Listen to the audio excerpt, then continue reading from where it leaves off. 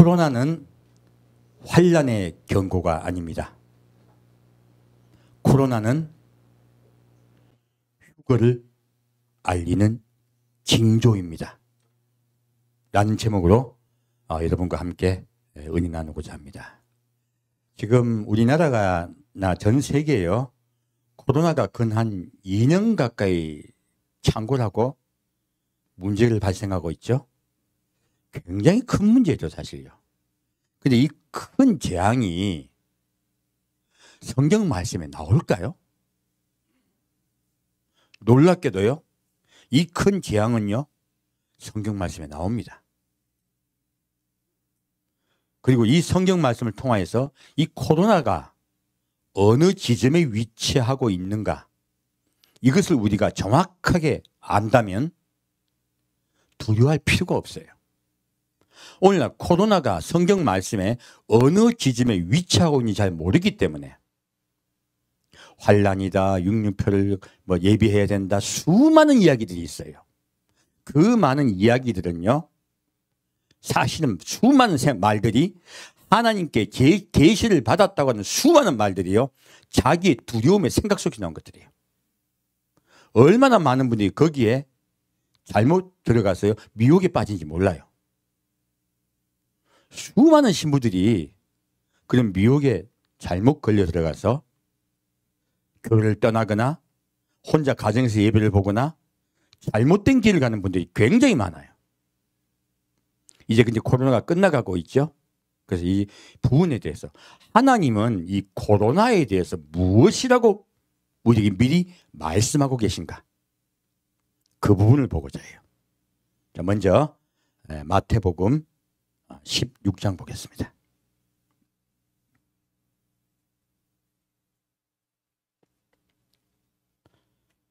마태복음 16장 1절부터 4절까지 같이 읽겠습니다.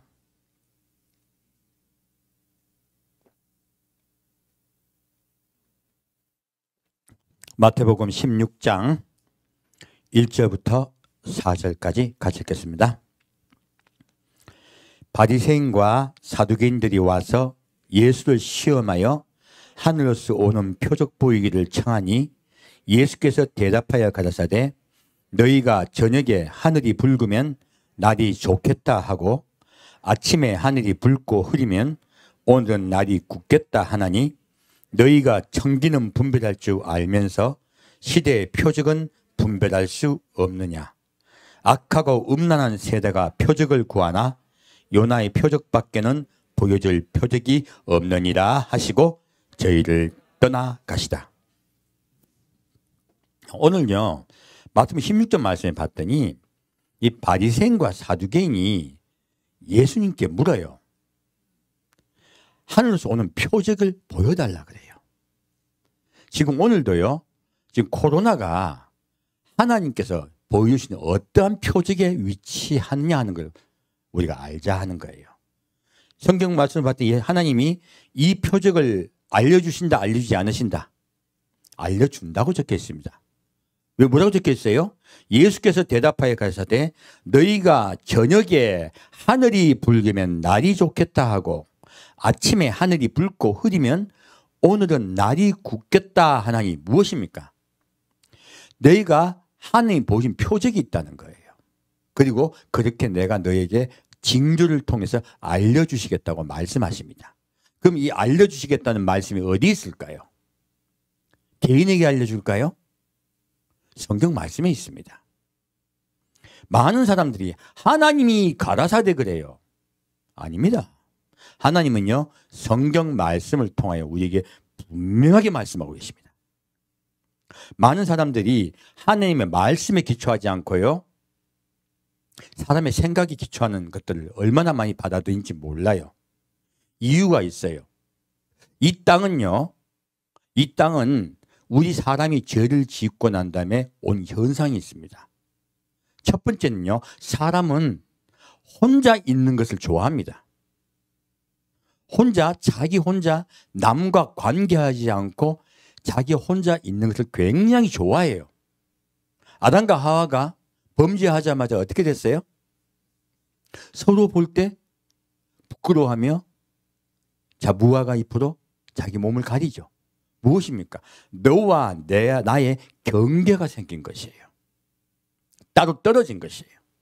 그러므로 이것은 사랑과 화합의 분리입니다. 개인주의의 시작이에요. 그래서요, 개인주의는요, 범죄한 인간이 가지고 있는 전형적인 특징입니다. 이것이 바로 병든 것이에요. 원래 하나님은요, 하나로 만드셨습니다. 그래서요, 아담의 갈비뼈로 하와를 만드셨어요. 왜요? 너희 인류는 하나다예요. 아담과 하와를 따로 만드시고 그리고 우리에게 사람을 계속 낳게 하셨다면 인류가 둘일 수 있죠. 하지만 하나님은 일부러 아담의 갈비뼈에서 하와를 치유하셨어요. 무슨 뜻입니까? 너희는 하나님 안에 한 형제다예요.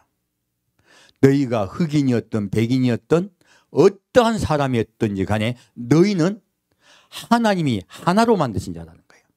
딱 하나예요. 아담 하나를 통하여 모든 인류가 나왔습니다. 그러므로 우리는 하나가 되기를 힘써야 돼요. 그런데요, 마귀는요, 사람이 분리된 범죄한 후에 인간이 가진 속성, 곧 분리하고자 하는 사람의 병든 사람의 마음을 적절하게 이용합니다. 무엇을 통해서? 환난을 통해서, 시련을 통해서, 시험을 통해서. 그렇게 해서 분리시키고요, 각계격파하여 잡아먹으려고 해요. 모여있으면 마귀에게 잘 먹히지 않습니다. 그래서요, 식물을 먹는 동물들이 어떻게 합니까? 사자나 하이에나나 표범이 공격하려고 할 때 따로 떨어져 있습니까? 모여 있습니까? 모여 있습니다. 모여 있으면 표적이 잘 안 돼요. 떨어져 있으면 반드시 표적이 됩니다. 오늘날요, 따로 집에서 예배 드리자고 하는 그리고 분들이 많아요. 교회가 타락했다. 이제는 신부단장은 혼자 집에서 해야 된다 그래요. 제가 정확하게 말씀드립니다. 마귀 밥되기 쉬워요. 마귀는요, 우리 마음 속성에 혼자 따로 떨어지기를 원하는 사람의 마음이 있다는 걸 알아요. 그래서 그런 이야기를 들려주는 자들은 마귀종들입니다. 떨어져 집에서 예배보다는 자들은요, 정확하게 말씀드립니다. 마귀종입니다. 그걸 아시면 돼요. 두 번째요, 무엇을 이용하냐면 사람이 죄를 범하자마자 두 번째 온 것이 두려움이에요. 하나님의 음성이 들리자 그들이 하나님께 반가이 맞이합니까? 무서워 숨습니까? 무서워 숨습니다. 그 사람들은요, 두려워하는 말을 들으면요, 솔깃해요. 두려워하는 말이 들리면요, 그것이 맞는 것 같아. 그래서 그 말을 신뢰하고요, 두려워하지 말라는 말은요, 신뢰하지 않아요, 잘. 오늘 제가 봤더니 대부분이 신부라고 생각했던 많은 분들이요, 엄청나게를 두려워하더라는 거예요. 이거는요, 마귀가 사람에게 범죄한 이후에 온 사람의 특성을 분명하게 알고 공격해요. 여러분, 사자나 하이에나가 공격할 때 어떻게 공격합니까? 병든 소를 공격합니다. 어린 소를 공격합니다. 약점이 있는 자를 공격해요. 그런 자가 먼저 잡아먹힙니다. 그래서요, 사람이 두려움이 들어간 자, 마귀에게 잡아먹히기 쉬워요. 마귀 먹이에요, 사실. 이 두 가지를 보시면 돼요. 지금 하나님은, 예수님은요, 지금 내가 반드시 그랬어요. 예수님은 어떻게 하실까요? 내가 이런 징조를 통하여 너희가 어느 한 시점에 있는가를 분명하게 알려주겠다고 주님은 말씀하세요. 그래서 우리가 때를 정확하게 알고 분별한다는 건요, 얼마나 중요한지 모릅니다. 이거는 죽고 사는 문제예요. 그래서 예수님 뭐라 하십니까? 너희가 청기는 분별할 줄 알면서 시대의 표적은 분별할 수 없느냐 하시는 거예요. 지금 이 시대를 너희가 볼 줄 모르느냐고 예수님이 통탄하시는 거예요. 그러므로 우리 시대 표적을 정확하게 합시다. 여기서요, 악하고 음란한 세대가 표적을 구하나 누구의 표적이요? 요나의 표적이에요. 무엇입니까? 요나의 표적이 무엇입니까? 예수님이 십자가에 못 박혀 돌아가신 것이에요. 바로요. 우리 때도 마찬가지예요. 지금 우리는 어떤 표적을 바라보야 됩니까? 세상의 표적입니까? 아닙니다. 예수 그리스도의 십자가입니다. 그 십자가의 표적을 붙잡고 있는 자가 모이고요. 그리고 하나가 되고 예수 안에서 하나가 되고 주님께서 부르실 때 주님을 만나러 갈 수 있어요. 예수님께서 우리에게 분명히 십자가를 말씀하고 있어요. 자, 밑에 말씀 볼까요? 13절 말씀 보겠습니다. 13절부터 20절까지 같이 읽겠습니다. 예수께서 가라사대 빌립보 지방에 이르러 제자들에게 물어 가라사대 사람들이 인자를 누구라 하느냐 가로되 더러는 세례 요한 더러는 엘리야 어떤 이는 에레미야나 선지자 중에 하나라 하나이다. 가라사대 너희는 나를 누구라 하느냐 시몬 베드로가 대답하여 가로되 주는 그리스도시요 살아계신 하나님의 아들이시니이다. 예수께서 대답하여 가라사대 바요나 시몬아 내가 복이 있도다. 이를 내게 알게 한 이는 혈육이 아니요 하늘에 계신 내 아버지시니라. 또 내가 내게 이르노니 너는 베드로라 내가 이 반석 위에 내 교회를 세우리니 음부의 권세가 이기지 못하리라.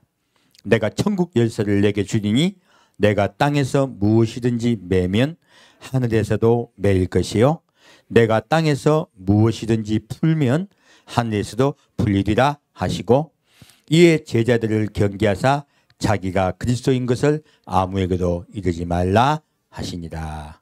아멘. 자, 예수님이요 제자들에게 물어요. 사람들이 나를 누구라 하느냐. 오늘날도 마찬가지입니다. 이 마지막 때요 우리는 예수가 어떤 분인가를 우리가 정확하게 이해해야 분별하고 예배할 수가 있어요. 많은 좋은 말들을 합니다. 예수님은 우리를 인도하시는 분, 이끌어주시는 분, 내 문제를 해결해 주시는 분, 병을 고쳐주시는 분, 수많은 이야기를 해요. 사실은 자기가 원하고 바라는 소망으로 예수를 바라보는 경우가 많아요. 그래서 오늘날 교회가요 예수를 어떻게 바라보느냐가 얼마나 중요한지 모릅니다. 잘못된 많은 교회들은요 예수 외에도 구원이 있다고 이야기하는 사람들도 의외로 많아요. 이거는요 완전히 예수 믿는 자들이 아닙니다. 완전히 잘못된 자들이 얼마나 많은지 몰라요. 그래서 마지막 때는요 예수님의 십자가 은혜 외에는요 그 어떤 자도 구원받을 수 없다는 것, 이것에 우리가 완전히 마음을 뺏겨야 돼요. 지금 베드로가 이렇게 고백을 하는 거예요. 주는 그리스도시요 살아계신 하나님의 아들이니이다. 첫째, 이 베드로의 고백이 우리가 천국에 가는 반석이라는 거예요. 기초라는 거예요. 이 위에 집을 지어야 돼요. 다른 데 지은 집은 다 무너집니다. 자, 그리스도가 무슨 뜻일까요? 그리스도는 헬라어예요. 히브리어로는 마시아흐라 그래요. 우리 안 쓰는 용어죠. 우리 그러면 보통 이제 많이 쓰는 메시아. 이 메시아는 아람어입니다. 그러므로 예수님 당시에 가장 많이 쓰이던 용어인 헬라어와 아람어로 예수님의 명칭을 우리가 붙이고 있어요. 히브리어가 아닙니다. 바로 메시아, 곧 그리스도예요.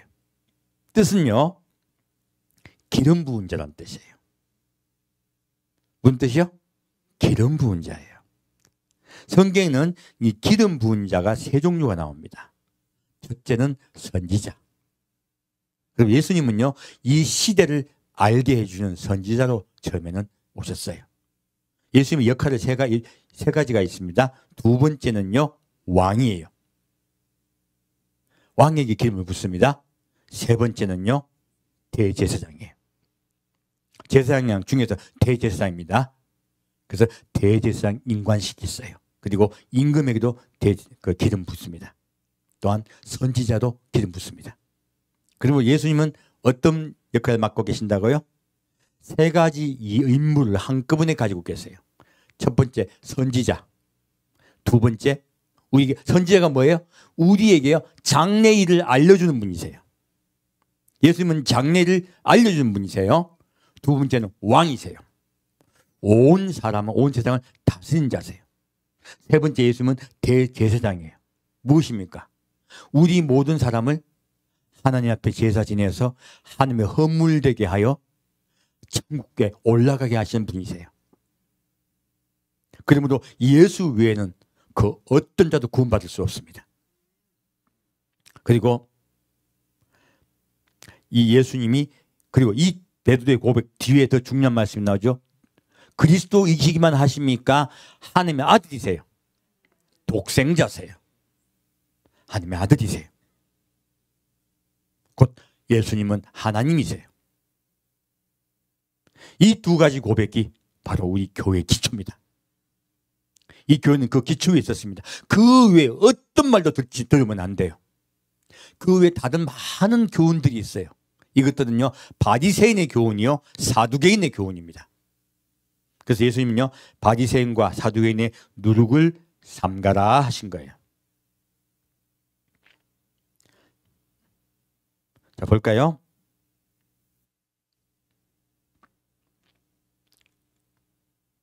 이제 다시 21절부터 28절까지 보겠습니다. 이때로부터 예수 그리스도께서 자기가 예루살렘에 올라가 장로들과 대제사장들과 서기관들에게 많은 고난을 받고 죽임을 당하고 제3일에 살아나야 할 것을 제자들에게 비로소 가르치시니 베드로가 예수를 붙들고 간하여 가로되 주여 그리 마옵소서, 이 일이 결코 주에게 미치지 아니하리이다. 예수께서 돌이키시며 베드로에게 이르시되 사단아 내리로 물러가라, 너는 나를 넘어지게 하는 자로다. 내가 하나님의 일을 생각지 아니하고 도리어 사람의 일을 생각한도다 하시고, 이에 예수께서 제자들에게 이르시되 아무든지 나를 따라오려거든 자기를 부인하고 자기 십자가를 지고 나를 좇을 것이니라. 누구든지 제 목숨을 구원코자 하면 잃을 것이요 누구든지 나를 위하여 제 목숨을 잃으면 찾으리라. 사람이 만일 온 천하를 얻고도 제 목숨을 잃으면 무엇이 유익하리요? 사람이 무엇을 주고 제 목숨을 바꾸겠느냐? 인자가 아버지의 영광으로 그 천사들과 함께 오리니 그때에 각 사람의 행한 대로 갚으리라. 진실로 내게 이르노니 여기 섰는 사람 중에 죽기 전에 인자가 그 왕권을 가지고 오는 것을 볼 자들도 있느니라. 아멘. 자, 이 말씀을 봤더니, 자, 베드로가 이렇게 예수님의 기초가 탄탄한 사람이죠. 근데 이 베드로가 예수님의 기초가 탄탄히 섰으되 그가 완전히 하나님의 뜻대로만 행합니까? 자기 생각이 있습니까? 자기 생각이 있습니다. 우리 그리스도인들에게요, 신부단장의 가장 신부단장을 방해하는 게 뭘까요? 내 생각이에요. 지난주에 제가 계속 생각은 악이라고 말씀드렸어요. 그것을 가지고 주제로 말씀드렸었죠. 오후 말씀 때. 내 생각은요, 그리스도와 반대됩니다. 좋은 생각 같아. 선한 생각 같아. 하나님을 위한 생각 같아. 근데 주님의 말씀하고 주님의 말씀을 방해한다. 오히려 좋게 한다. 방해하는 것들이에요. 의외로. 지금 베드로가요, 예수님이 십자가 못 박혀 돌아가셨다고 하니까 그렇게 하지 말라고 그래요. 인간적으로 베드로는 예수님을 얼마나 사랑하는지 몰라요. 그래서 원래 시몬인데 이름이 베드로로 바뀌었어요. 이때 바뀌었어요. 이름이 바뀌자마자 뭐 했어요? 사탄아 물러가라.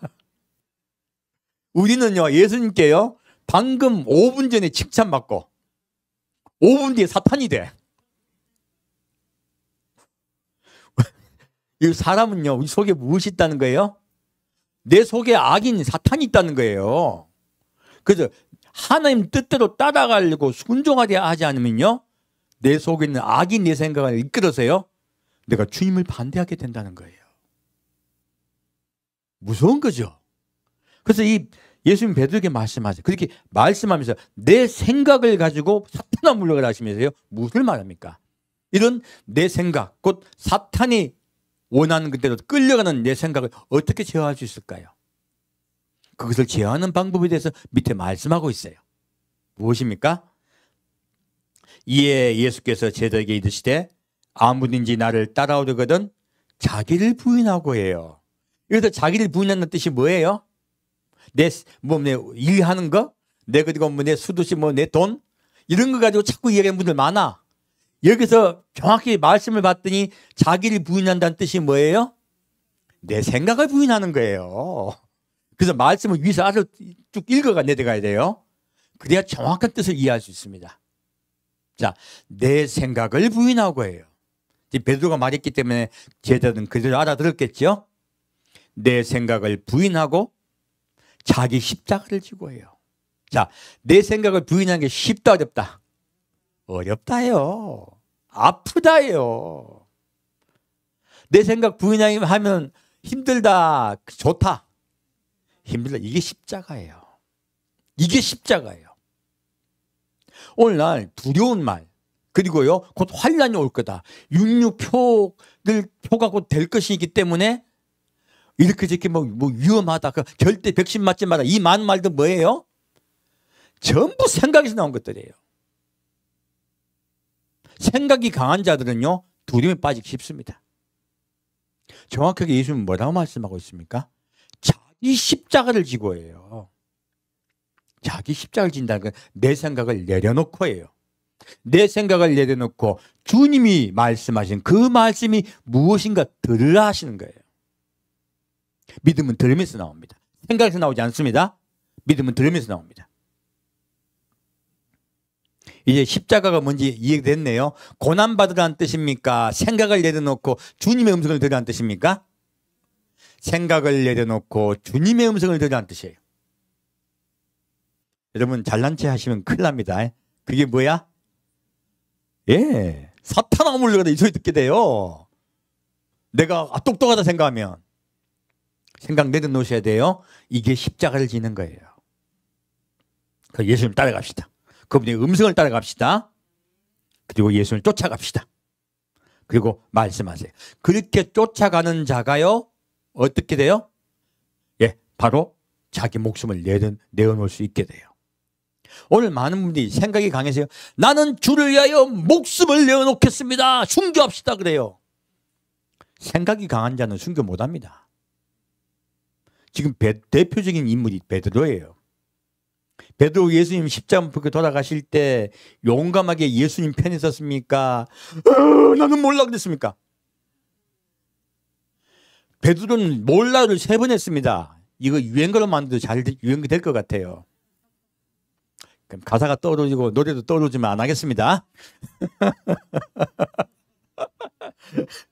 자, 베드로요. 나는 주를 위해서 목숨을 걸겠나이다 했어요.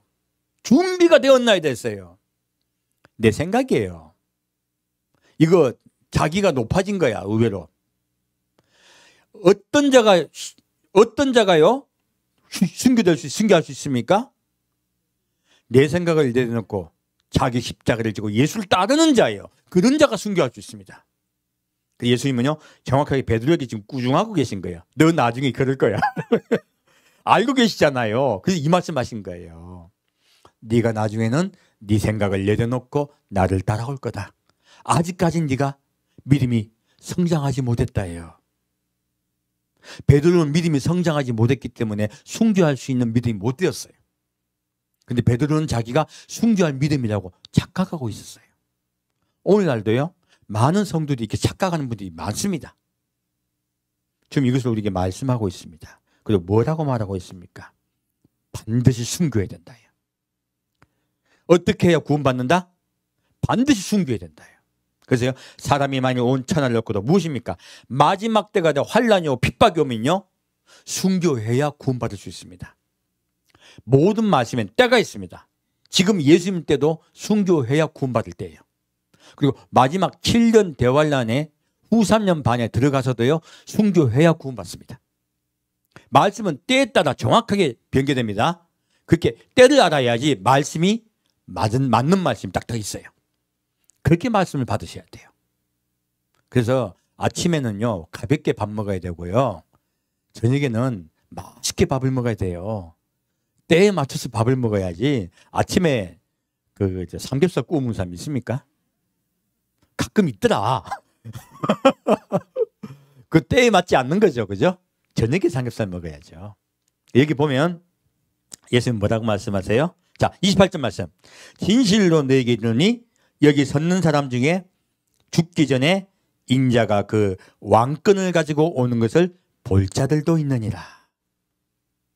예수님은 때에 맞춰서 말씀하신 거예요. 볼 자라고 해서 세례 요한에 대해서만 얘기하신 게 아니고 볼 자들도 있다 하셨어요. 왜 그 말씀해 주셨을까요?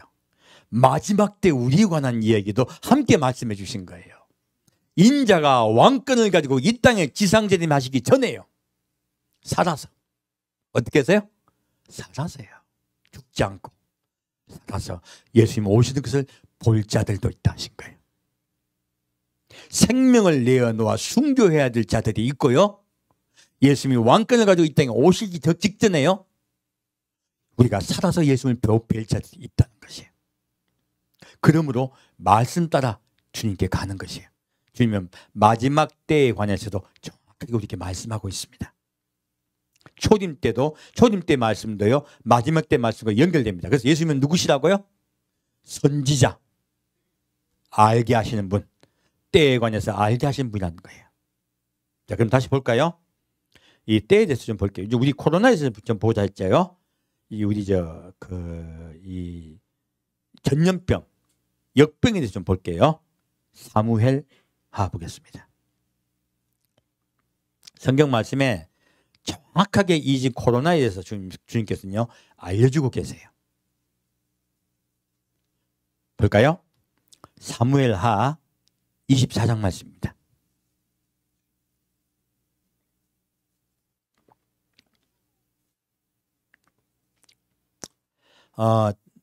오늘 제가 저녁에 영상 하나를 봤는데 어떤 들소가 그 물을 건너가다가 물살이 너무 세가지고 물살이 떠내려갔어요.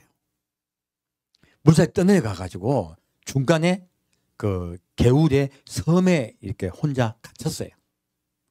그랬더니 늑대가 찾아온 거야. 늑대가 찾아와서 이 들소를 잡아먹으려고. 이 들소가 혼자 막 이 늑대한테 안 잡아먹히려고 막 싸우는데 됩니까? 안 됩니까? 막 이제 막 목에 막 물리려고 그러고 난리가 났어요. 근데요, 이 들소 엄마가 찾아온 거야. 들소 엄마가 자기 애가 안 보이거든. 찾아와가지고 막 물살 가져왔으니 막 박으러 오니까 들깨가 늑대가 쭉 떨어진 거야. 안 가고. 왜? 아쉬우니까. 안 가고 늑대는 옆에 있고요. 그리고 이 아기 소는 엄마 사고 오자마자 늑대를 두려워하지 않고요. 엄마 젖 빨아먹더라고. 여러분, 예수님 계시면 늑대 무섭습니까? 안 무섭습니까? 안 무섭습니다. 나 혼자 있으면 늑대한테 잡아먹힙니다. 근데 그거 보고 참 감동 깊었어요. 예수님요, 여러분 혼자 계시면 반드시 잡아오십니다. 늑대한테 안 잡아먹히게. 혼자 있으면요, 늑대가 잡아먹으러 옵니다. 그래서 우리 늘 예수님이 붙어 있어야 돼. 그 예수님 젖을 빨아먹어야지. 이래야 자라고 성장하죠. 이게 신부단장이에요. 볼게요. 사무엘하 24장 11절부터 15절까지입니다.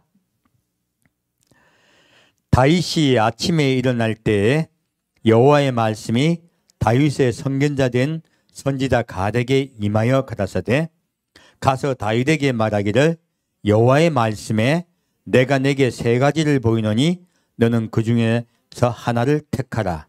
내가 그것을 내게 행하리라 하셨다 하라. 갓이 다윗에게 이르러 고하여 가로되 왕의 때에 7년 기근이 있을 것이니까 혹시 왕이 왕의 대적에게 쫓겨 석 달을 그 앞에서 도망하실 것이니까 혹시 왕의 땅에 3일 동안 온역이 있을 것이니까 왕은 생각하여 보고 나를 보내신 이에게 대답하게 하소서. 다윗이 갓에게 이르되 내가 공경에 있더라. 여호와께서는 긍휼이 크시니 우리가 여호와의 손에 빠지고 내가 사람의 손에 빠지지 않기를 원하노라. 이에 여호와께서 그 아침부터 정하신 때까지 온역을 이스라엘에게 내리시니 담부터 브엘세바까지 백성의 죽은 자가 7만인이더라. 이 말씀은요, 다윗의 말년 때예요. 다윗이 다시는 말년 때인데요, 다윗이 교만해졌어요. 오늘날 보면 우리 그리스도인들이 교만해진 거예요. 그리스도인들이 교만해지면 하면 반드시 우리를 훈계하게 됩니다. 그 훈계는요, 온 세계에 임해요. 지금 다윗 때는 다윗의 나라에 임했죠. 지금은 전 세계에 임하고 있습니다. 지금 세 가지 지금 재앙을 말씀하세요. 하나님이 이 땅에 재앙을 내실 때는 세 종류의 재앙이 임합니다.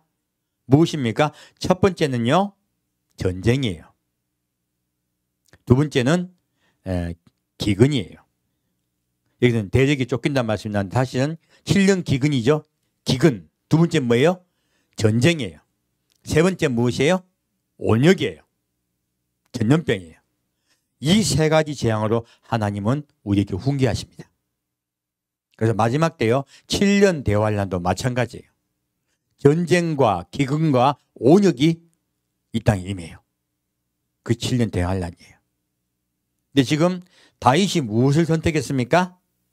온역을 선택했습니다. 몇 년 동안 온역이 임합니까? 3일. 지금으로 봐서는 3년이라고 봐야 돼요.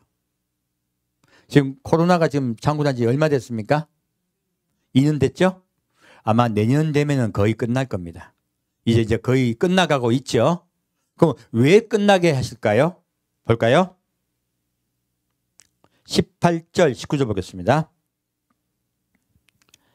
이날에 갓이 다윗에게 이르러 고하되 올라가서 여부스 사람 아나우나의 타작마당에서 여호와를 위하여 단을 쌓으소서 하며 다윗이 여호와의 명하신 바 갓의 말대로 올라가니라. 자, 이렇게 3년 동안 온역이 3일 동안 온역이 임했죠. 지금은요, 전 세계 3년 동안 임할 것입니다. 성경에 알고 보면 다 나와 있어요. 무엇입니까? 온역이 임할 때 무엇이 회복됩니까? 예배가 회복됩니다. 하나님이 온역을 임하게 하신 이유가 뭐예요? 그리스도인들이 교만해진 것이에요. 그리스도인들이 교만해지고 풍요에 취해버렸어요.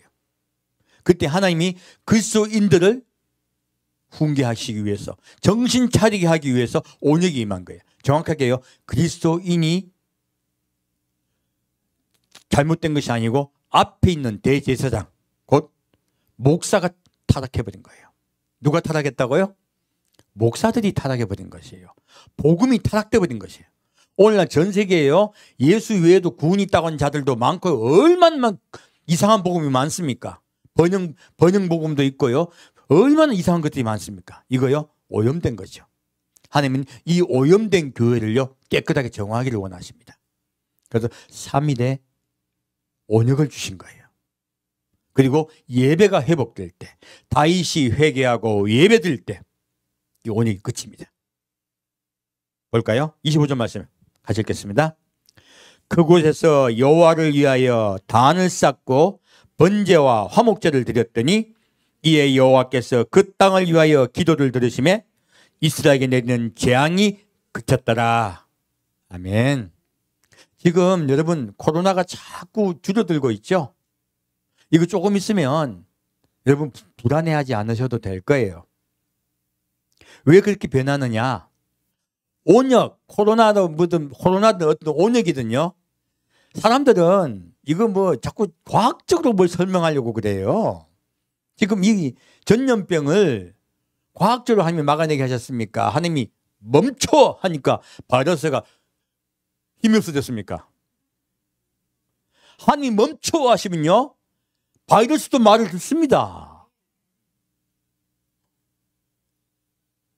우리는 자꾸 하나님의 능력을 축소화시켜요. 아닙니다. 이 바이러스 하나님이 멈춰하면 스톱됩니다. 언제 멈춰집니까? 예배가 회복될 때요. 온전히 십자가에 못 박히신 예수 그리스도로요, 우리의 마음을 모으고 겸손히 그 앞에 나아갈 때요. 화목제와 번제를 드릴 때요. 예수와 화목제를 예수 그리스도 인하여 화목제를 드리고 나를 태워드리는 거예요. 자기 십자가를 지는 것이에요. 내 생각을 버리고 주님의 뜻을 따라가기 시작하는 것이에요. 이것이 바로 화목제와 번제예요. 이렇게 예수 그리스도를 향하여 우리가 나아갈 때, 십자가의 은혜 앞에 나아갈 때요, 온 세계 온전히 그칩니다. 그러므로요, 온 세상에 이 코로나 창고당을 막을 자는 누구예요? 여러분이에요. 그 저예요. 자, 성경에 안 나와 있으면 내가 말 안 하겠네. 성경에 뭐다 나와 있습니까? 하나님이 멈춰 하니까 온역이 그쳤잖아요. 우리 옛날에도 그런 일이 있었습니다. 스페인 독감이요. 1918년부터 19년까지 전 세계 창궐했습니다. 그때요 5천만이 사망했습니다. 그때 인구가 18억이에요. 지금으로 따지면 지금 약 75억 정도 된다 하죠. 그러면요 그때보다 약 4배예요. 1918년보다도. 지금 세계 인구가 4배면 그 당시로 따지면 지금 몇 명이 사망해야 돼요? 2억 명이 사망해야 됩니다. 지금 그때 창궐했던 A형 독감이죠. 그때 그 스페인 독감이 결국은 2005년에 미국 연구팀이 알래스카의 어떤 그 당시 사망한 여성의 사체의 폐에서요 바이러스를 갖다가 이게 추출을 했어요. 알아봤더니 그게 A형 독감이라는 거예요. 그러면 그 당시 그 A형 독감으로요 18억 인구 중에, 전 세계 18억 인구 중에 5천만이 사망했습니다. 근데 지금 A형 독감 없어졌어요? 있어요? 많이 죽습니까? 조금만 돌아가십니까? 왜 조금만 돌아가실까요? A형 독감이요 약해졌어요. 우리 사람의 면역력은 강해졌고요 A형 독감은 약해졌어요. 바이러스가 늘 센 것 같죠? 약해집니다. 이 인플루엔자 바이러스하고요 지금 코로나는 다른 바이러스죠. 이 바이러스도요 그런 변이 과정을 거쳤습니다. 과거에 우리 사스라고 있었죠.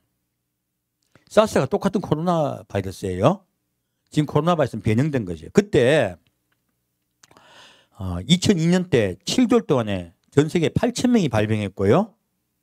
그리고 치사율이 11%였어요. 무려 800명 가까이 돌아가셨단 말이에요. 굉장히 치사율이 높았습니다. 지금 코로나 치사율이 그렇게 높습니까? 낮습니까? 낮지요. 그러면 그 당시 변형돼서 번지긴 잘 번져요. 강해졌습니까? 약해졌습니까? 약해졌습니다. 두 번째 메르스라는 게 있어요. 메르스는요 2012년에 발생했는데 똑같은 코로나예요. 똑같은 코로나 바이러스 더 강해졌어요. 더 강해졌어요. 그 당시 이 메르스는요 치사율이 41%입니다. 굉장히 강력해졌어요. 근데 하나님이 이걸 막아버렸었습니까? 온 세계 퍼졌습니까? 이거 치사율 생각해 보세요. 이거 전 세계 퍼지면요 전 세계 뭐 세계 3차 대전하고 비슷해요. 세계 인구의 3분의 1 이상이 사망해요. 이 바이러스가 얼마나 무서운지 몰라요. 근데 오늘날 지금 코로나가 전 세계에 퍼지고 있죠. 이 코로나의 사망률은 지금 현재 우리나라도 1.36% 정도 돼요. 사망률이요. 높습니까? 낮습니까? 굉장히 낮아졌어요. 바이러스가요. 이 바이러스도 죄송합니다. 지능이 있어요. 많이 죽여놨더니 지가 숙주를 많이 죽여놓으면 지가 살지를 못해요. 그러니까 자기 스스로 약해져요. 황당하지요? 자기 스스로 자기 독을 약하게 만들어. 그래가지고 숙주가 잘 안 죽게 만들어서요. 번지게 만듭니다. 코로나 바이러스가 변형을 거치면서요. 약해지고 번식력이 강해진 거야. 여러분 지금 코로나 지금 계속 변이 발생가 나오고 있죠. 근데 새로이 변이된 바이러스가 사람을 많이 죽이고 있습니까? 번식력만 좋아지고 있습니까? 번식력만 좋아져요. 알고 보면 이 코로나도 하나님이 조정 다 하세요. 그렇다면 코로나 바이러스가 하나님이 뭐예요? 하나님이 주시고 있는 경고라는 거예요. 예고라는 거예요. 그럼 이 코로나가 어떤 위치를 차지하고 있는 거 우리가 알아야 될 거 아니에요. 여러분, 그래서 이제 백신에 대해서 제가 좀 백신에서 반대하는 분들, 특히 전문가분들 얘기를 저도 많이 들어봤어요. 저도 많이 의견들을 들어보고 이해를 해야 되니까. 그리고 느낀 게 있습니다. 이분들이 이 코로나 백신의 독성에 주목하고 있어요, 자꾸. 이거 사실은요, 이분들이 하는 말이 메이저 주장은 아닙니다. 전 세계 논문은 수도 없이 나와요. 그 중에 안 좋은 논문만 골라서 얘기를 해주더라고. 그거는 극히 일부고, 그리고 메이저 논문도 아니에요. 마이너 논문이고 증명된 것들도 아니에요. 근데 불안한 분들은 그 말을 자꾸 들어요. 근데 이분들이 하는 말이 있는 거냐, 없는 거냐? 아니, 있어요. 그럼 어떻게 볼까요? 제가 정확히 약에 대해서 말씀드릴게요. 여러분, 양약 좋아하는 분이 있습니까? 양약 보약이에요? 독약이에요? 알고 보면 독약이에요. 당뇨병 걸렸어. 당뇨병 걸리면 약 먹어야 돼요? 안 먹어야 돼요? 독약이라며, 독약. 그럼 당뇨 걸려 돌아가셔야 되겠네? 발 자르고. 근데 독약 먹으면, 당뇨병 독약 먹으면 살아나요? 연장돼요? 안 연장돼요? 연장돼요. 그럼 당연히 먹어야 되겠네? 반드시요, 우리 몸은 면역력이 약해지고 장기가 파괴되게 돼 있어요. 당뇨도 인슐린이 제대로 지금 분비가 안 되잖아요. 췌장이 고장났단 말이에요. 그럼 대신 인슐린 넣어주는 거란 말이에요. 대신 넣어주면요, 우리 몸은 면역체계가 깨지게 돼 있어요. 내가 만든 게 아니기 때문에 그래요. 그러면 다른 병이 또 와요. 반드시요. 그런데 안 넣어주면 더 심각한 게 생기는 거야. 그래서 반드시 인슐린을 맞아야 돼요. 그러므로 여러분 호르몬제 좋아서 맞습니까? 호르몬제 할 수 없이 맞습니까? 이런 거 넣어주면요, 사실은 독약이에요. 근데 왜 맞을까요? 더 심한 게 있으니까. 그래서 약의 원리는 간단합니다. 이독제독이에요. 독으로 독을 공격하고 이기는 거예요. 제압하는 거예요. 이게 약의 원리예요. 그래서 여러분, 약 먹고 체하는 분들 많죠? 근데 그래도 약을 먹어야 됩니까? 안 먹어야 됩니까? 먹어야 됩니다. 어떻게든 먹어야 됩니다. 구강으로 흡입이 안 되면요, 주사도 맞아야 되고요, 링겔도 맞아야 돼요. 왜요? 내 몸이 스스로 자가 면역 체계가 안 된단 말이에요. 그러면 대신 뭘 넣어줘야 돼. 그래서 당뇨약도 꼭 드셔야 되고 고혈압약도 반드시 드셔야 돼. 그 약을 안 먹으면 더 심각한 병이 오는 거예요. 지금 이분들이 말하고 있는 거는 코로나는 독약이기 때문에 이거 먹으면 안 좋다는 거예요. 안 좋은 거 맞아. 오늘도 한 성도분이 오셔가지고 목사님 얘기 열나고 있어요. 한 분이 그러더라고. 맞고 난 다음에. 한 분도 오셔가지고 목사님 아직도 몸이 좀 그래요. 지금 백신이 보약입니까? 독약입니까? 근데 왜 맞아야 돼요? 더 센 놈이 있으니까. 더 센 놈이 좀 피해 때문에 맞는 거예요. 그래서 정확하게 제가 전에 한번 여러분 퍼센테이지 보십시오라고 말씀드리겠죠. 볼게요. 백신을 접종할 때 사망률이 이렇게 이 백신에 의해서 돌아가셨다 이게 딱 단정 짓는 거 말고 백신 맞으시고 곧 돌아가신 분들 뭐 어떤 일인데 곧 얼마 이후 때 돌아가신 분들이요. 프로테제가 어떻게 되냐면 0.0002에서 3% 우리 한국에서 그래요. 그러면 코로나에 걸렸을 때 사망한 치사율은 1.36%예요.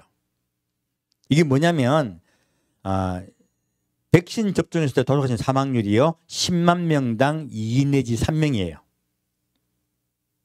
그런데 코로나에 걸렸을 때 사망하는 사망률은요 1.36%란 말이에요. 100명 중에 1.3명이 돌아가신단 말이에요. 비율이 어떻게 되냐? 500 내지 700배 차이 나요. 몇 배 차이 나요? 500 내지 700배 차이 나요. 이건 정확히 통계로 나오는 겁니다. 그래서 어쩔 수 없이 맞는 거야. 좋아서 맞는 게 아니고. 그래서 이게 백신 계속 맞으면 나중에 암이라든지 수많은 이상한 병들 걸릴 거라고 얘기하더라고. 맞아요. 백신 안에 독소 있어요. 독소 많이 있어요. 그리고 계속 맞게 되면 RNA이기 때문에 잘못하면 변이 될 수 있다 이야기해요. 그럴 수도 있어요. 나중에. 지금이 아니고 나중에요. 근데 모든 것은요, 먼저 급한 게 먼저야. 여러분, 약 왜 먹습니까? 급해서 불 끄려고 먹는 거야. 아파서 아스피린 먹는 거잖아요. 몸보다 열이 펄펄 끓으니까 해열제 먹는 거잖아요. 일단 불부터 끄고 보는 거예요. 불 끄고 그 뒤는 다음에 보는 거예요. 이게 순서야. 근데 불 꺼야 되는데 지금 뭐 저거 딴 이야기 하고 있는 거야. 일단 물부터 찌끄러야지. 물 찌끄러면 저거 완전히 집안에 가재 두고 다 망가진대. 불나게 놔두라고 얘기해.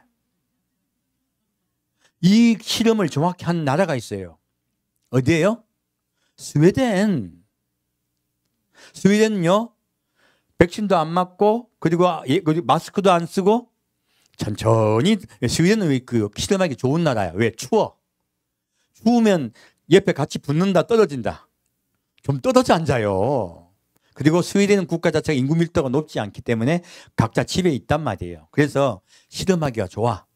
그래서 천천히 병들어 천천히 면역을 키우자라고 했어요. 그리고 모든 전 세계가 스웨덴을 주목해서 봤습니다. 왜? 아니, 백신이 안 나왔을 때니까. 기다려봤는데 어떻게 됐어요? 스웨덴은요, 우리가 방역에 실패했다고 정확히 선언했습니다. 방역에 실패했다고 선언하고요, 이제는 거리두기 두고 따라가고 있어요. 정확하게 하나님은 우리 삶에게 지혜를 주셨습니다. 어떤 재앙이 있을 때 우리 사람의 머리는요, 창조의 능력이 있어요. 누가 창조 주십니까? 하나님의 창조에 우리가 복제품이야. 우리도 복제품이에요. 우리 사람은요, 창조의 능력이 있어요. 그래서 재앙을 만날 때 그 재앙을 어떻게 하면 넘어갈 거고 머리를 쓰게 돼 있는 거야. 그 우리 사람이 열심히 머리를 썼더니 약이 나온 거예요. 그것이 항생제였던 무엇이었던 우리 백신이었던 거예요. 다 약이죠. 이 약들은 다 독들입니다.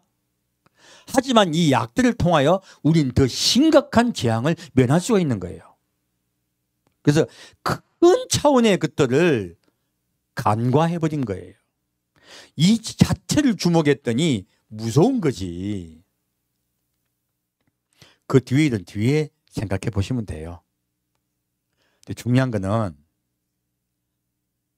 제가 알기로 어떤 약이든지 오래 복용하면 안 좋습니다. 여러분, 이제 코로나가 좀 창구이 끝날 것이고, 그리고 아마 어떤 분은 상습적으로 자꾸 백신을 맞자고 하는데 저는 거의 반대합니다. 급한 불부터 끕시다. 그리고 그 뒤에는 알아서 하세요. 알아서. 그 뒤에 어떻게 하라고요? 알아서 하십시오. 뭐든지 자꾸 맞게 되면은 그게 자극이 돼서 다른 병이 발생하는 건 맞아요. 그건 맞습니다. 하지만 지금은 급한 불 꺼야 돼요.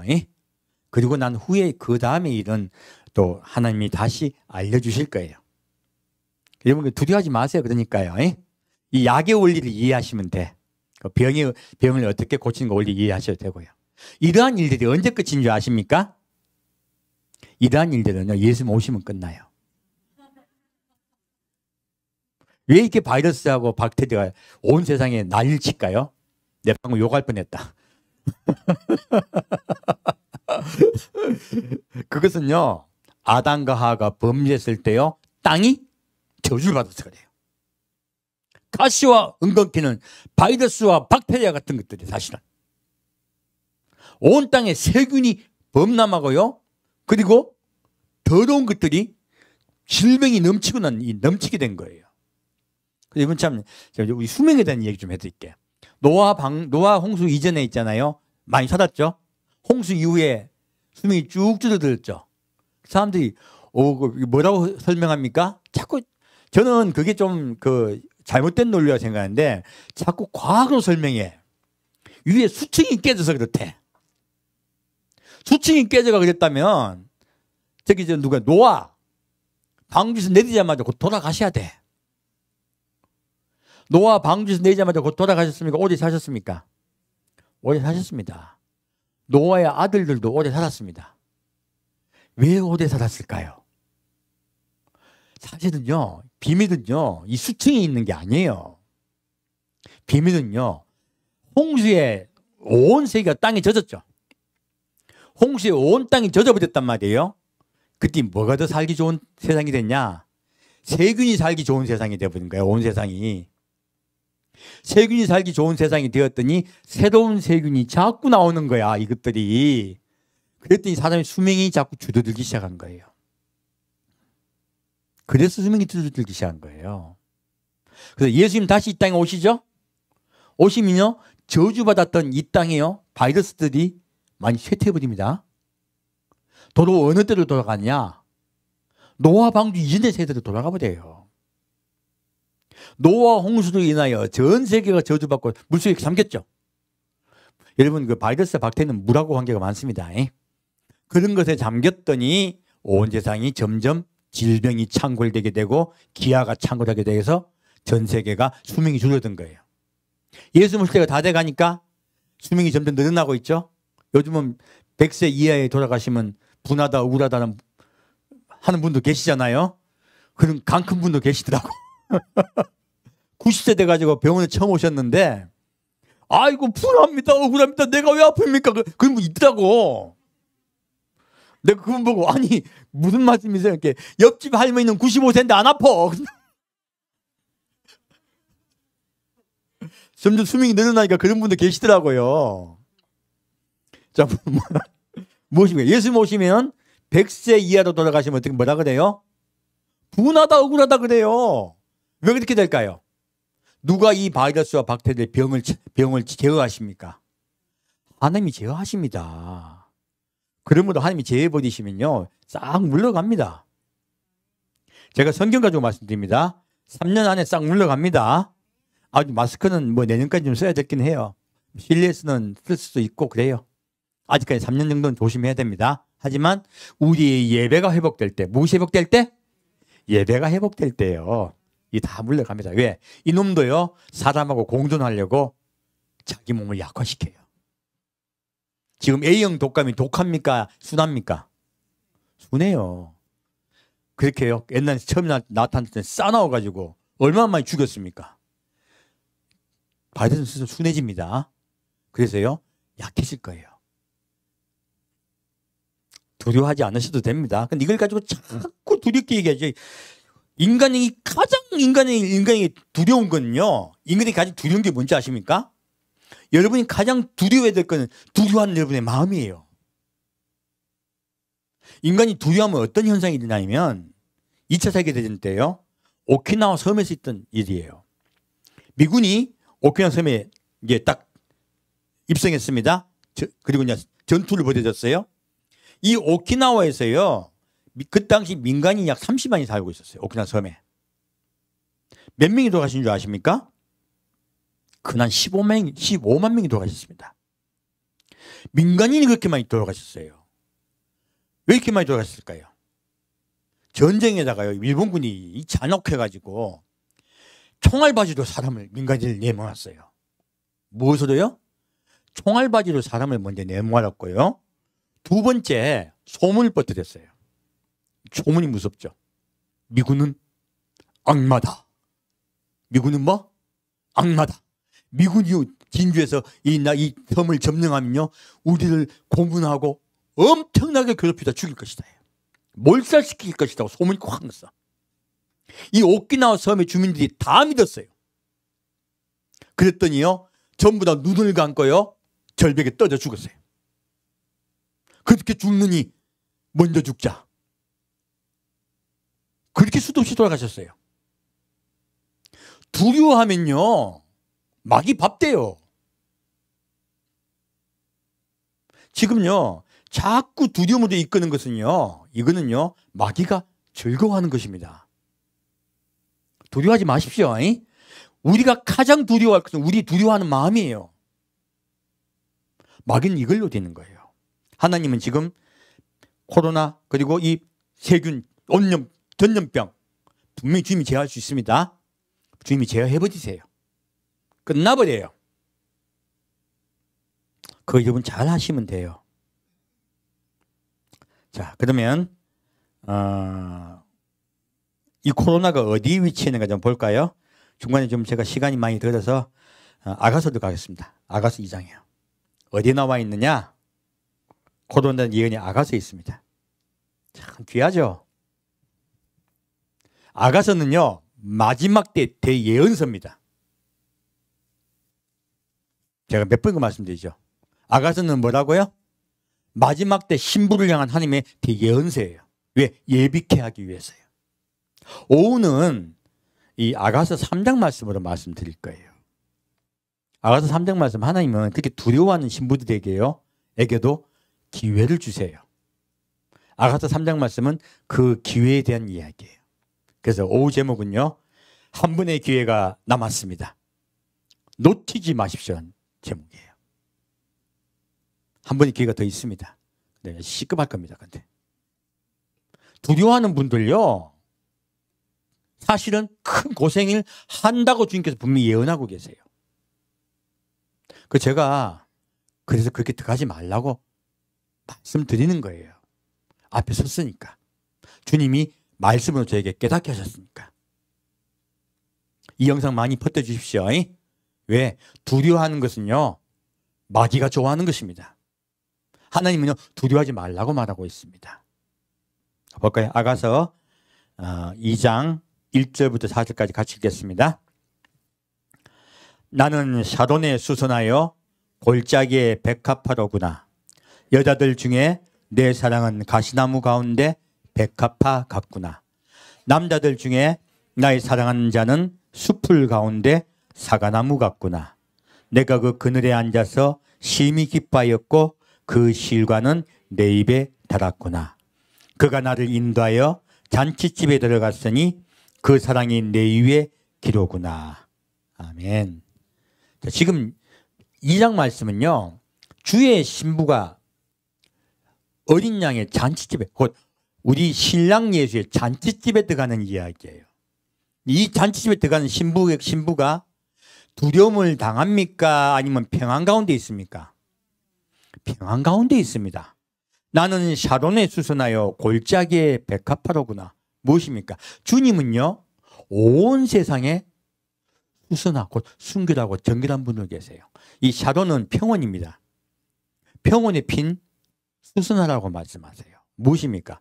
어디서나 볼 수 있는 꽃. 지금은 전 세계에요, 예수님 우리 다 알 수 있습니까? 모릅니까? 다 알죠? 온 세계 복음이 다 번졌습니다. 바로 마지막 때 이 복음이 전 세계에 번졌을 거란 거예요. 퍼졌을 거란 거예요. 두 번째, 골짜기에 백합화로구나예요. 그런데요, 그 복음이 수도 없이 번져 있을 때 주님을 진짜로 받아들인 자는 적어요. 골짜기는 보입니까? 안 보입니까? 안 보입니다. 그리고 백합화예요. 바로 예수님은요, 순결하고 정결한 죄가 없으신 분이요, 우리를 위하여 십자가에 못 박혀 돌아가신 분이에요. 그러므로 자기 십자가를 지고 나를 따르는 자, 내가 그들에게 있는 꽃이라고 말씀하신 거예요. 이것은요, 소수의 무리만이 자기 십자가를 지고 예수를 따른다고 말씀하신 거예요. 바로 소수의 무리, 숨어있는 자들에 대한 예언이에요. 전하고 제가 아가서 푸는 게 말씀 틀리죠? 뒤 밑에 볼게요. 여자들 중에 내 사랑은 가시나무 가운데 백합화 같구나. 자, 주님의 신부들이죠. 근데 신부들이요, 예수를 믿는 수많은 사람들이 무엇으로 바뀌어 있어요? 가시나무예요. 가시나무 이파리가 있습니까? 가십니까? 이파리가 없어요. 엽록소 작용을 못해요. 무엇입니까? 생명이 없는 것이에요. 나무는 나무로 돼요. 열매를 못 맺어요. 많은 크리스찬들이 마지막 때 열매 맺지 못한 자리 될 거라는 것이에요. 근데 그들 가운데 내 신부들은요, 백합합니까? 백합화 같구나예요. 백합화 같구나예요. 바로 예수님께 주목하여 예수님을 닮아가는 자구나예요. 신부단장이 무엇이냐면 예수님의 성품을 닮아가는 것이에요. 우리가 예수님을 닮아가고 그분을 뜻대로 살아가려고 노력하는 것이에요. 우리 잘 안 돼요. 노력합시다. 그래서 신부의 모양은요, 백합화 같은 자예요. 닮은 자예요. 세 번째, 남자들 중에 나의 사랑하는 자는 숲을 가운데 사과나무 같구나. 이 남자가 누굽니까? 곧 여자를 인도한 인도자입니다. 앞에 나와서 있는 목사를 이야기하는 거예요. 남자들 중에 나의 사랑하는 자, 목사들 중에 나의 사랑하는 자가 있다는 것인 거예요. 숲을 가운데 사과나무 같구나. 수도 없는 이야기를 해요. 수도 없는 교훈들을 이야기해요. 온 세상에 숲으로 가득 차 있어요. 근데 그 중에 나의 사랑하는 자는 무엇 같다고요? 사과나무 같구나 한 거예요. 왜 사과나무 같다고 말씀하셨을까요? 내가 그 그늘에 앉아서 심히 기뻐하였고. 자, 사과나무가 무슨 역할을 합니까? 첫째는 그늘이 있어요. 햇빛 가운데 고난과 환란이 있다는 뜻입니까? 평화 가운데 있다는 뜻입니까? 평화 가운데 있다는 것입니다. 그래서 지금 환란이다, 막 어렵다, 힘들다. 그리고 여러분 계속 그러다 보면 여러분 반드시 구원 못 받을 것이다. 못 받아요? 구원 못 받을 것이다. 겁주는 거 뭐예요? 이거 가시나무예요. 가시나무. 가시나무 새 되려고 분들 많더라고. 가시나무 새. 거기 왜 앉으려 그래? 그건요, 죽는 일이에요. 자, 예수님이 마지막 때 세우는 신부단장하는 목사는요, 사과나무 같아야 돼요. 그늘을 주어서 그 안에 들어오는 자들이 기쁨과 감사와 평안, 쉼을 줘야 돼요. 평화. 우린 평화 안에서 단장해야 됩니다. 그래야 백합화를 닮아갈 수 있어요. 주님이 마지막 때 뭘 주신다? 평화를 주신다예요. 평화를 주신다. 그래서 마태복음 24장 말씀 보면은 어떻게 예수 모실 때 휴거될 때 어떻게 됩니까? 두 사람이 매를 갈고 있음에 무엇입니까? 자기 할 일 하다가 일하다가 휴거돼요. 두 사람이 잠자고 있음에 무엇입니까? 갑자기 자다가 갑자기 붕 떠가요. 이게 지구가 둥글다는 의미라는 걸 나중에 말하고 있지만 그런 의미도 되지만 무엇입니까? 졸지에 갑자기 된다는 거예요. 갑자기. 그러므로 예비하고 있으라 하신 거예요. 평화기입니까? 환란기입니까? 평화기입니다. 노아의 때를 말씀하셨죠? 노아의 때가 평화기입니까? 환란기입니까? 평화기입니다. 그래서 마지막 때 예비가 됩니까? 안 됩니까? 잘 안 됩니다. 그래서 열 처녀가 예비를 하려고 했을 때 미리 예비한 자만이 휴거돼요. 예수를 만나요. 예비 못한 자들은 어떻게 돼요? 미련 다섯 처녀는 예비 못했죠. 예수님이 안다 합니까? 모른다 합니까? 모른다 하세요. 예수님이 진짜 모른다 해주실까요? 지금 예비하라고 주님께 되게 강력하게 말씀하신 거야.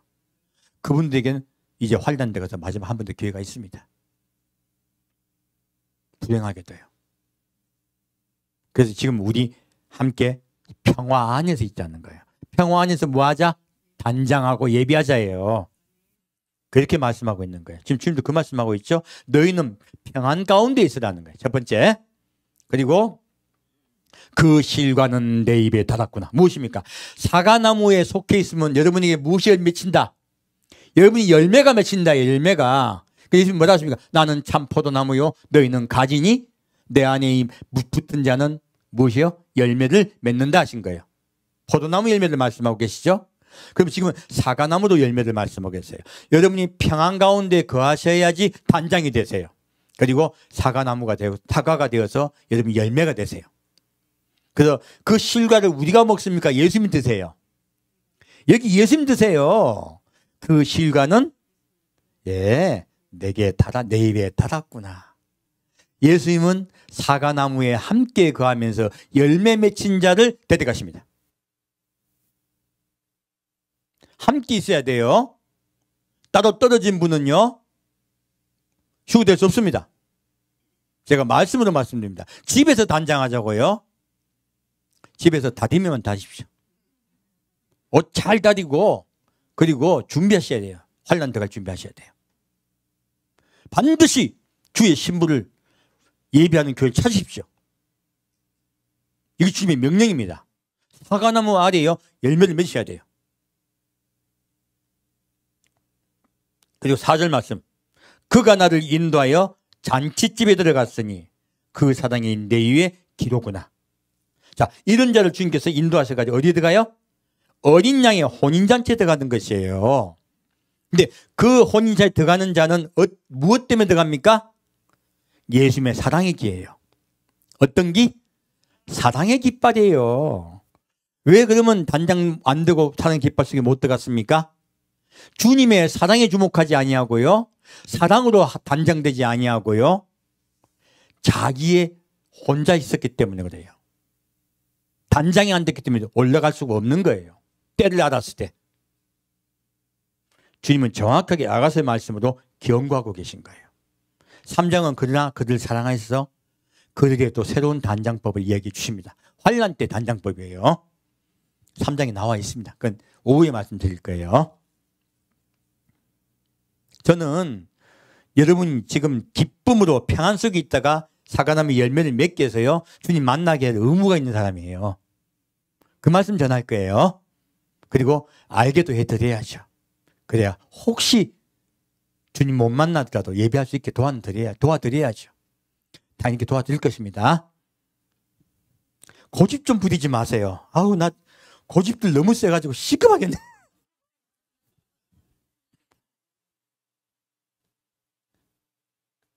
목사님이 뭐 그러면 나 싫어할 거다. 아닙니다. 내가 원래 뺀질인데 내가 누굴 싫어하고 합니까? 오기만 하세요. 나 다 좋아합니다. 염려하지 마시고요. 자, 5절부터 7절까지 가시겠습니다. 너희는 건포도로 내 힘을 돋고 사과로 나를 시원케 하라. 내가 사랑함으로 병이 났습니다. 그가 왼손으로 내 머리에 베게 하고 오른손으로 나를 안는구나. 에두살렘 여자들아 내가 노루와 들사슴으로 너에게 부탁한다. 내 사랑이 원하기 전에는 흔들지 말고 깨우지 말지니라. 나의 사랑하는 자의 목소리구나. 보라 그가 산에서 달리고 작은 산을 빨리 넘어오는구나. 아멘.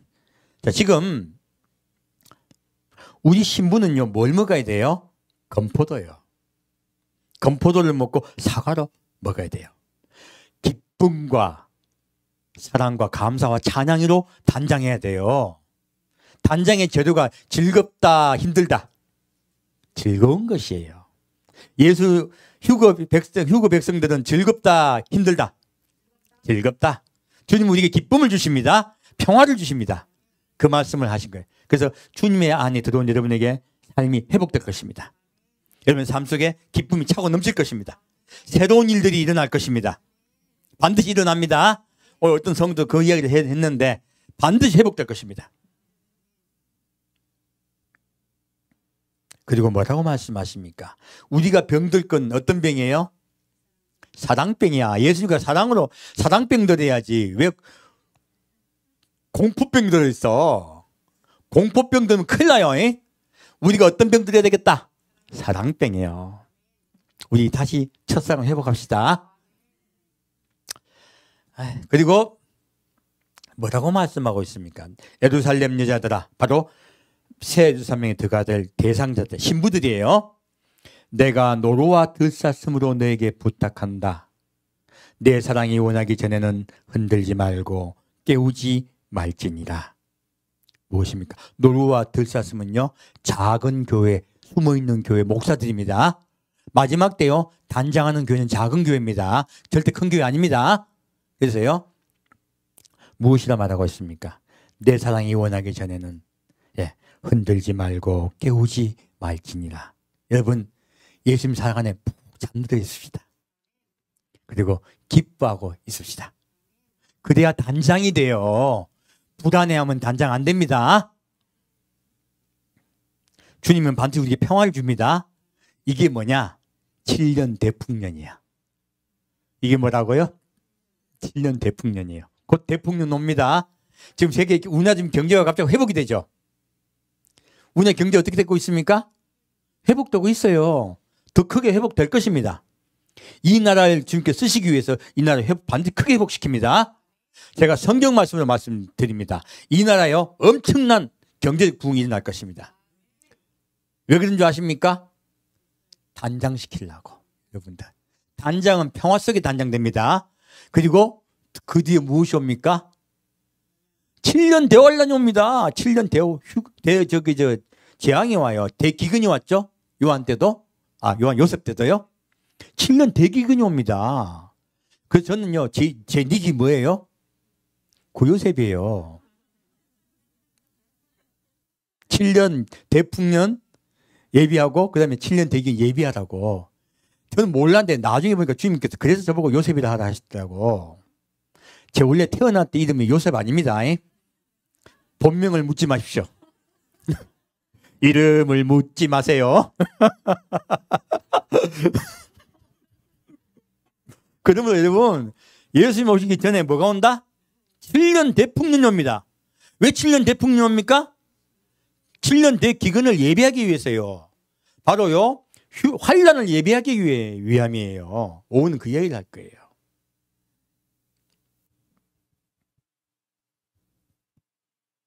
들어가기만 해봐라, 씨.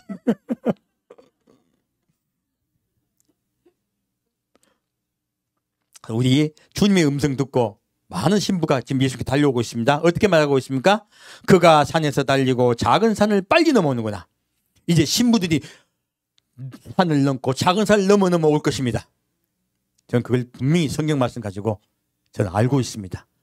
그리고 그렇게 예비시킬 것입니다.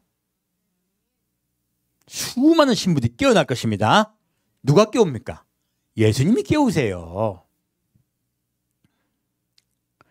자, 다시 8절부터 13절까지 같이 보겠습니다. 나의 사랑하는 자의 목소리구나. 보라, 그가 산에서 달리고 작은 산을 빨리 넘어오는구나. 나의 사랑하는 자는 노루와도 같고 어린 사슴과도 같아서 우리 벽 뒤에 서서 창으로 들여다보며 창살 틈으로 엿보는구나. 나의 사랑하는 자가 내게 말하여 이르기를 나의 사랑, 나의 어여쁜 자야, 일어나서 함께 가자. 겨울도 지나고 비도 그쳤고 지면에는 꽃이 피고 새에 노래할 때가 이르렀는데 방구의 소리가 우리 땅에 들리는구나. 무화과 나무에는 푸른 열매가 익었고 포도나무는 꽃이 피어 향기를 토한도다. 나의 사랑, 나의 어여쁜 자야, 일어나서 함께 가자. 바위 틈 낭떠러지 은밀한 곳에 있는 나의 비둘기야, 나로 내 얼굴을 보게 하라. 내 소리를 듣게 하라. 내 소리는 부드럽고 내 얼굴은 아름답구나. 아멘. 자, 이 말씀을 봤더니요, 여기에 코로나 곧 역병에 대한 예언이 있더라는 거예요. 놀랍게도. 어떻게 할 수 있을까요? 자, 지금 예수님은 나의 사랑, 나의 어여쁜 자야, 일어나서 함께 가자 그래요. 그러므로 지금 주님은요, 어딘가 주위에 어딘 양의 신부가요, 갈 곳이 있다고 말씀하세요. 분명히 갈 곳이 있다고 말씀하고 있죠. 그것을 알려주고 있어요. 두 번째요. 근데 알려주면서 뭐라고 말씀하고 있습니까? 겨울도 지나고 비도 그칠 거예요. 겨울이 무엇이에요? 환란이에요. 비는 무엇입니까? 재앙이에요. 햇빛이 아니에요. 예수님 햇빛이죠. 햇빛도 없고 겨울이고 비가 왔어요. 무엇입니까? 재앙과 환란이 있다는 거예요. 죽을 정도는 아니야. 근데 어떤 두렵고 불안한 일이에요. 근데 그것이 어떻게 돼요? 겨울도 지나고 비도 그쳤다는 것이에요. 지금 우리 지금 자꾸 코로나가 지금 약해지고 있죠. 여러분 좀 7월달 되면 놀러 가려고 백신 맞는 젊은 분들 많더라고요. 놀러 가고 싶으면 빨리 놀러 가십시오. 저도 그러고 싶어요. 제가 가겠다는 게 아니고 코로나가 어느 정도 그치고 어느 정도 좀 진정되면 저도 우리 교회에 제가 공포를 합니다. 조그만 그 차를 한 대 살 거예요. 차 한 대 사서 여러분 조별로 혹은 부서별로 한 번씩 우리 좀 휴일 이럴 때 콧구멍에 바람 좀 쐬시다. 우리 자연도 보고 예수님을 찬양해야지. 말마다 교회 온 게 얼마나 힘들어요. 우리 예수님 찬양합시다. 그래서요, 주님은요, 이렇게 지금 환난 비도 그쳤고 했으니까 함께 가자가, 이든 함께 가자 말씀하세요. 조금 있으면 그게 됩니다. 그래서 여러분, 제가 좋은 차 살게요. 장로님은 중고사자 얘기하던데 돈 아끼자고. 아니면 절대 안 그럴 겁니다. 여러분, 주의 신부야, 신부. 내가 신부한테 좋은 거 해줘야지. 나쁜 거 해주면 내 예수님께 멱살 잡힙니다. 그 여러분, 점심도 내가 좋은 거 드리려고 그래. 왜 그래? 왜 그럴까요? 예수님께 멱살 안 잡히려고. 야, 인사가 우리 신부, 내가 제일 사랑하는 우리 애들, 너 왜 이렇게 이상하게 다뤘다고 뭐라 하면 내가 어떡합니까? 여러분들은 예수님께 어떤 자들? 제일 사랑하는 자들. 나의 사랑, 나의 어여쁜 자야. 예수님이 친히 말씀하시는데, 여러분께 좋은 거 들 겁니다. 그렇게 하십시오. 그리고 한 번씩 놀러 가서 주님을 찬양합시다. 우리 이거 찬양했죠? 참 아름다워라. 자, 가서 주님을 찬양합시다. 주님의 세계는 여기까지. 자, 이렇게요. 자, 지면에는 꽃이 피고 새 노래할 때가 이르렀는데 무엇입니까? 평화가 찾아오는 것이에요. 방구의 소리가 우리 땅에 들리는구나. 예, 바로 비둘기의 소리예요. 성령이 우리 온 대한민국에 충만할 것입니다. 성령이 충만한 때가 올 거라는 거예요. 여러분, 어려운 문제들 다 해결되고 풀어질 것입니다. 자, 13절이 더 정확한 예언이에요. 아까 겨울도 비로 말씀드렸죠? 13절 예언. 자, 무화과 나무에는 뭐가요? 푸른 열매가 익었고 포도나무는 꽃이 피어 향기를 토하는구나. 무화과 나무는 어느 나라의 비유예요? 이스라엘 비유예요. 예수님이 무화과 나무의 비유를 배우라. 잎이 연하여지면, 예, 이스라엘이 독립하면 주가 곧 문 앞에 이른 줄 알라 하셨죠. 이미 예수님은 이스라엘 독립했죠. 지금 이 아가새는 무화과 나무 가지가 열리고 잎이 열렸어요. 무화과 나무에 열매가 맺혔어요. 열매가 맺혔어요. 바로 이스라엘의 크리스찬들이 굉장히 많이 일어나고 있습니다. 이스라엘이 지금 회복되고 있어요. 복음이 전파되고 있어요. 지금 저희 교회도 저 밖에 나가면 뭐 있어요? 제가 초막절 그림 표지에 붙여놨어요. 옆에는 왕 대신 예수를 붙여놨어. 왕으로 이 땅에 오실 것이기 때문에. 저 뒤에는 뭐 해놨어요? 이스라엘 백성을 알리야해야 돼.